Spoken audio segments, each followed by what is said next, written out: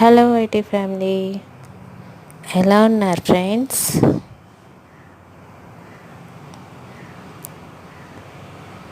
మన కర్నంగర్ junction road అండి.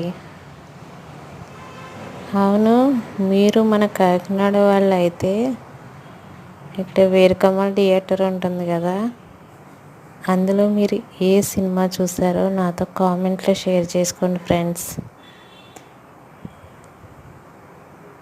మీరు ఏ సినిమా చూసారో ఆ థియేటర్లో గుర్తుంటే నాతో కామెంట్లో షేర్ చేసుకోండి.